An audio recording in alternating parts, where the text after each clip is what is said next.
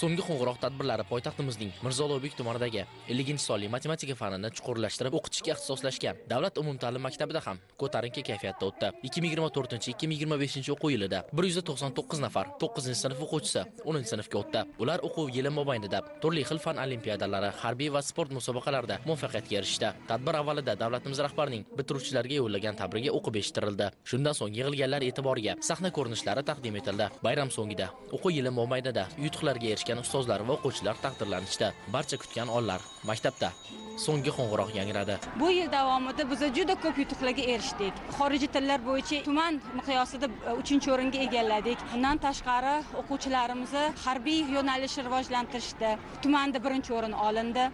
Vatan tayanchi guruhida otryadlar orasida 1-o'rin olindi.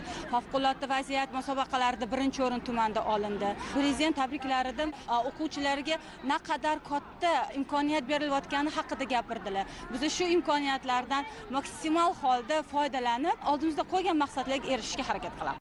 Endilikda maktab o'quvchilari uchun yozgi ta'til vaqtida ta'lim dargohining o'zida oromgohlar tashkillashtirish rejalashtirilgan. Bu orqali ularni foydali mashg'ulotlar, sport musobaqalari hamda intellektual o'yinlarga jalb etish ko'zda tutilgan.